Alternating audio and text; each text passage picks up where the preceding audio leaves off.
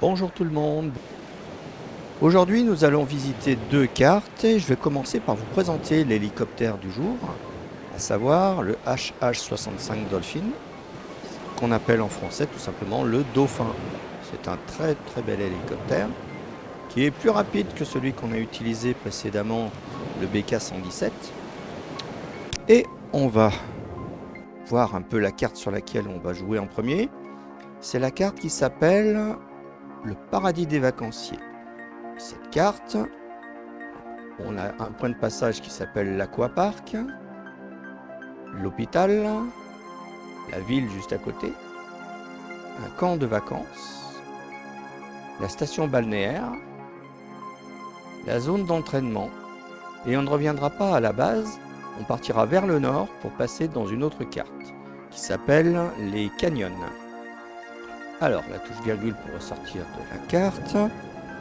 Et on va contrôler les commandes comme d'habitude. Le pas général, le pas cyclique et démarrage des rotors. À savoir qu'on va vérifier d'abord si le frein il est serré et desserré. Et E, T pour démarrer la turbine. Et encore une fois pour embrayer les rotors.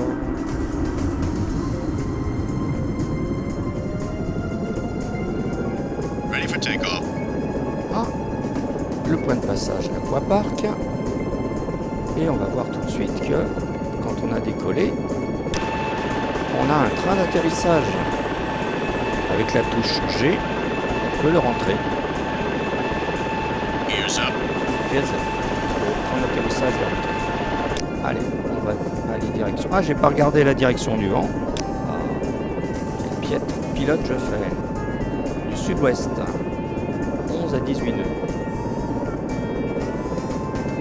Allez, on est parti. C'est un hélicoptère très rapide en fait. Des trois que l'on a sur ce jeu, le BK-117, le Dauphin et le SH-3 Seeking, et ben, c'est le plus rapide des trois. Donc quand on aura des missions d'intervention, des gens sont gravement blessés, il faut vraiment avoir une grande urgence de secours, ben, il faudra utiliser celui-ci qui est le plus rapide des trois hélicoptères disponibles. Alors vous avez peut-être remarqué que cet hélicoptère, eh bien, en fait c'est celui que j'ai dans mon avatar de ma chaîne YouTube. Pourquoi? Eh bien, parce que tout simplement je l'avais modélisé pour le simulateur de modèle réduit dont je vous ai parlé dans le précédent épisode. C'était donc Flying Model Simulator FMS. Et ben, ça a été mon appareil préféré et il a fait le tour du monde littéralement, puisque on diffusait avec d'autres développeurs, modeleurs 3D qui créaient des modèles réduits pour ce simulateur. C'était diffusé à travers le monde en fait. Les gens récupéraient quand ils avaient l'usage de ce simulateur. Et donc j'ai reçu des messages venant littéralement des quatre coins du monde, puisqu'il y avait dans les fichiers de paramétrage et l'installation mon adresse mail. Et donc j'ai reçu de la part de Chinois, ça s'appelle des gens de Nouvelle-Zélande, du Québec et même de Seattle aux États-Unis, où un jeune de Seattle me disait que l'hélicoptère que j'avais modélisé, celui-ci là, eh ben il le voyait passer au-dessus de chez lui, allant faire des interventions dans le port de Seattle. Alors on n'a pas jeté un coup d'œil à l'Aquapark, quand même regarder un peu ce qu'il en est.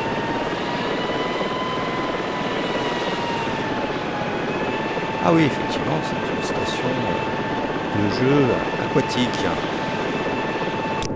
Alors le point de passage suivant, c'est l'hôpital. On va quand même survoler cet hôpital puisqu'on y fera souvent des interventions. Et donc j'étais en train de dire que j'ai reçu des remerciements pour ce genre d'appareil que je modélisais pour FMS. Et ben des quatre coins du monde, il y a beaucoup d'Allemands, néerlandais aussi. Et donc comme c'était mon hélicoptère préféré, j'en ai fait souvent mon avatar sur les forums sur lesquels je m'étais inscrit. Et quand j'ai décidé de me créer ma chaîne YouTube, je me suis dit tiens, ça peut être une bonne illustration de ce que j'adore du monde des hélicoptères.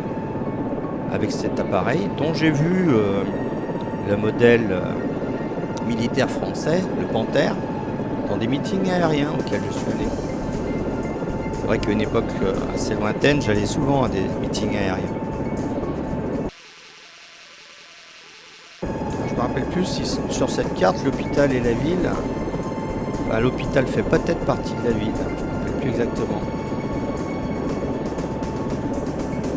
Oui, il me semble bien que oui. L'hôpital, il fait partie de la ville. On l'aperçoit au premier plan. Vous voyez, sur notre droite, là, on voit bien l'hôpital et donc la ville. On va se payer un bâtiment. Juste à côté, bien sûr. Et le point de passage suivant, c'est le camp de vacances. Alors j'ai regardé la correspondance entre les milles nautiques et les kilomètres. Un mille nautique, c'est 1,6 km environ. Alors que la vitesse qui est marquée à gauche, KTS, c'est l'équivalent anglais des nœuds. Et un nœud, c'est 1,8 km et quelques. En kilomètre-heure même. Autrement dit, 10 nœuds, c'est 18 km/h et demi. Alors que 10 000 nautiques, c'est 16 km. C'est des unités que nous n'avons pas l'habitude d'utiliser en France, ou en Europe. Enfin, si les Anglais l'utilisent.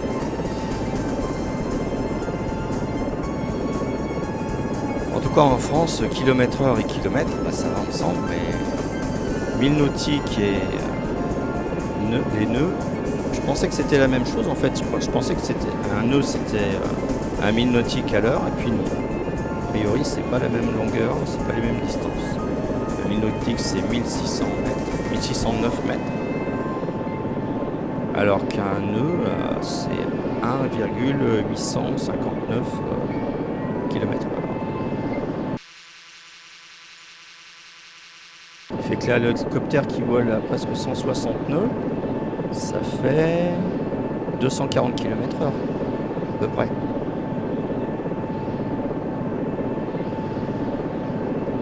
Ouais, c'est à peu près ça. Hein. 250. Alors le centre de vacances, il est juste en dessous et j'ai pas ralenti. Ce qui fait qu'on va garder au mode F3. Porte de Soute, le centre de vacances. Ah, mais il y a une station balnéaire aussi. Écoutez, on va tourner. Survoler la station balnéaire. C'est vraiment le paradis des vacanciers, hein. Elle porte bien son nom, cette carte. Je dirais même qu'il y a un paquebot qui est garé. Façon de parler. Qui a mouillé juste à côté. Comment pour y apporter des vacanciers justement. Là, c'est le même petit paquebot qu'on avait vu dans la carte précédente. La toute première carte en fait. Oula, je vais essayer de ne pas me planter.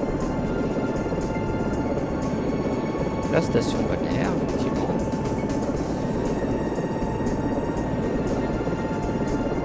Une immense piscine, on dirait. D'accord. Ah oui, il y a la zone d'entraînement où on ira souvent faire justement des missions d'entraînement au tout début du mode campagne. Alors justement pour ce mode campagne, j'ai commencé à préparer un générique.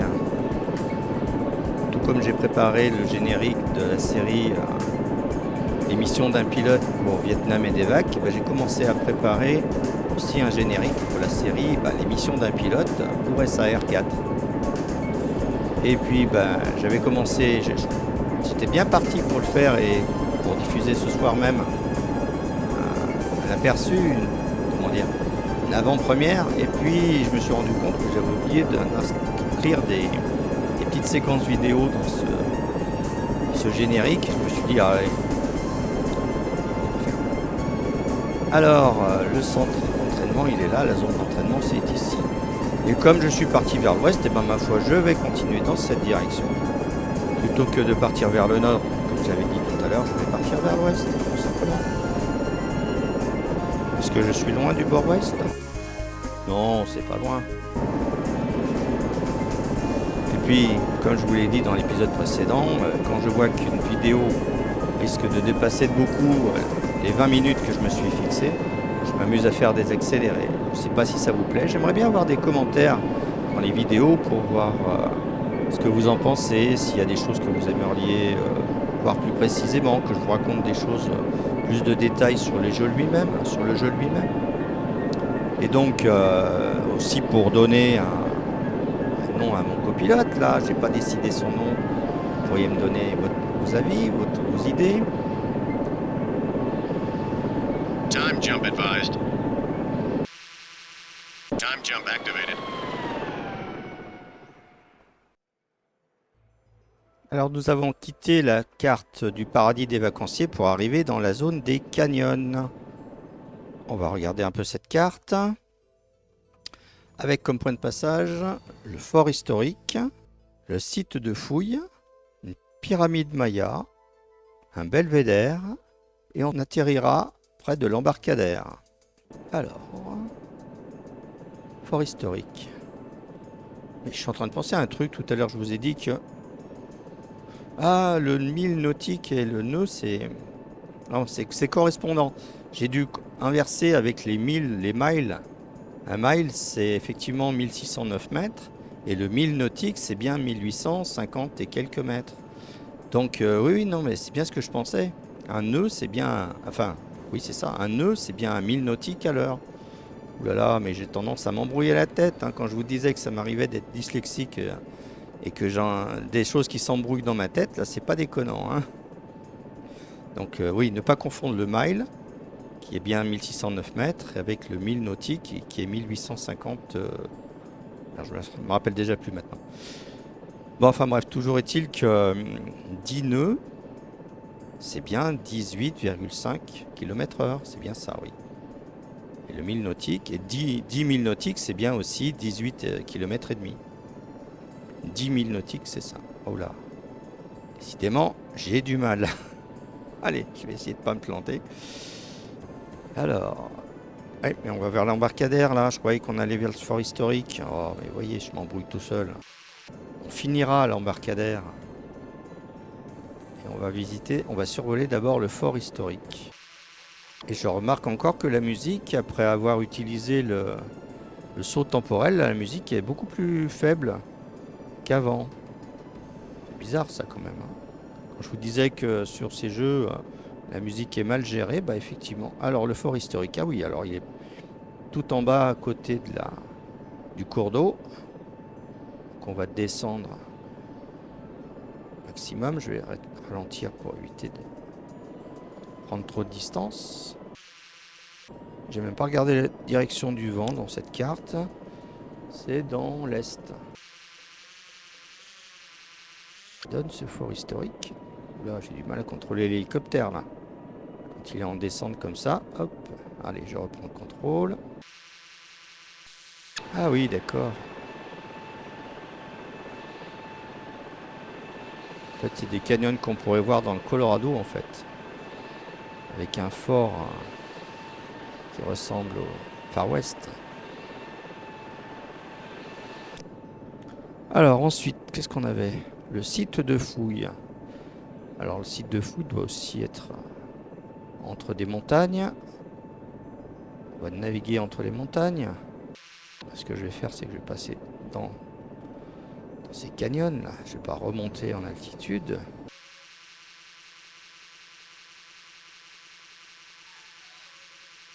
C'est bien désertique comme zone.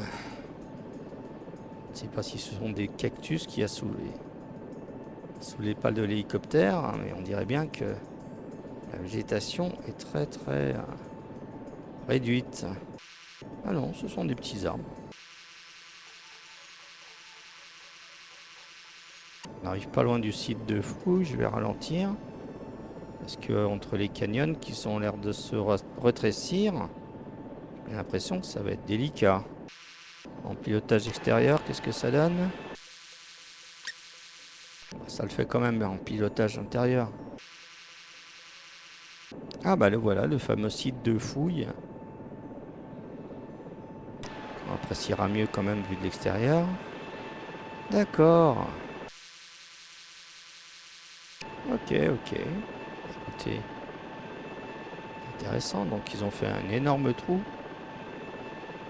Oh oui. Ils ont mis à jour tout un tas de choses. Ah oui, on voit des gens qui sont en train de travailler en bas. Et allez, bon, on va passer au point de passage suivant. Des pyramides mayas. Waouh, impressionnant. Alors, est-ce que je repars de là où je suis venu? Eh ben, écoutez, on va plutôt aller en altitude, puisqu'il me semble que ça m'a l'air d'être bien haut. Oui, ça doit être au sommet d'une montagne. Ah, ce couple, c'est pas grave. Allez, on va en direction, là, tout en prenant de l'altitude. Surtout prendre de la vitesse. Je pense que ça m'aidera aussi à monter, d'avancer plus vite.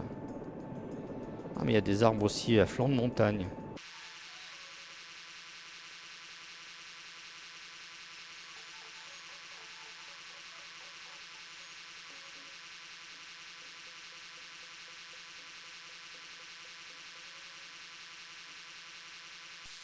On n'aperçoit toujours pas la pyramide Maya. Ah si, peut-être là-bas. Ah oui, d'accord. Je vois de la fumée même. Est-ce que c'est cette zone? La pyramide Maya, oui, il me semble bien qu'on l'aperçoit maintenant. Les pyramides Maya, j'avais pas vu qu'il y avait un S. D'accord. D'accord, d'accord. Là, de fait, je suis beaucoup trop monté. C'est pas grave. Ah oui, il y a une grande pyramide. Et une plus petite. Je dirais même qu'il y a des tentes, des sortes de tipis. Je sais pas si c'est très Maya, ça. Oui. Une grande tente et une grande tente. Une grande pyramide et une plus petite. D'accord. Alors, juste à côté, il y a le belvédère.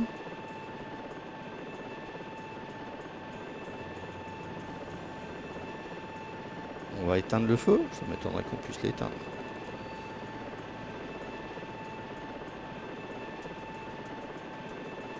Ah, il y a quand même des gens par-dessous.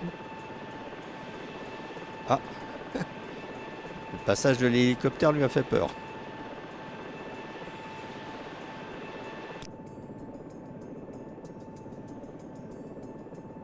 Il y a quelques installations. Ça m'a l'air d'être un hôtel. Oh oui, tout à fait. On va payer l'obélisque quand même. Ah, bah non, je suis mal barré là. Et le fameux belvédère, où on a une belle vue, hein, comme son nom l'indique.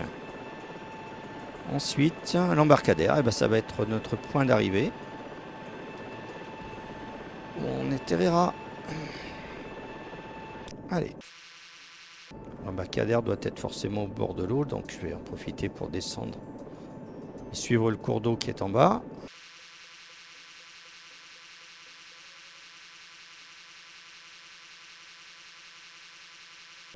Je commence déjà à ralentir parce que c'est pas loin.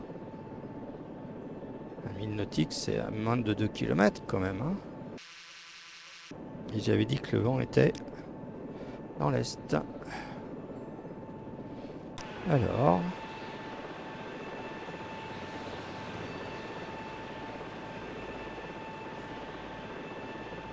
Et ben on va sortir le train d'atterrissage avec la touche G. Gears down.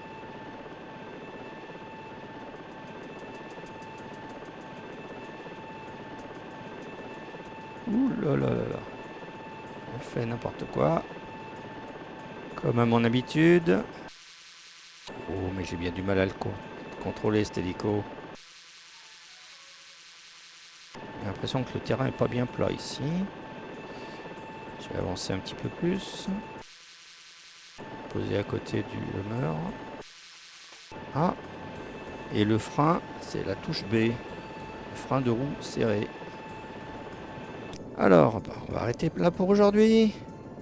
Ah, on dirait bien qu'il est pas content l'hélicoptère. All collision. Aïe aïe aïe aïe. touchdown. Et ben la cellule est endommagée parce que j'ai encore fait une boulette. Tant pis. On va arrêter là. On arrête les rotors. On va voir un peu. Ah oui, effectivement. Le rotor de queue était très proche du sol et donc du talus. Et donc j'ai touché. Alors c'est pas bien grave. Allez, hop. Arrêtez là. Heureusement que je n'ai qu'un jeu. Hein. Eh bien écoutez, j'espère que cet épisode vous a plu. Si c'est le cas, vous pouvez laisser un pouce vers le haut, mettre un commentaire pour donner votre avis, donner un nom à mon copilote. J'attends vos propositions. Et puis on se retrouvera dans quelques temps, peut-être demain, parce que j'essaye de sortir un épisode par jour, avec la découverte de 2, peut-être 3 cartes de jeu. À bientôt!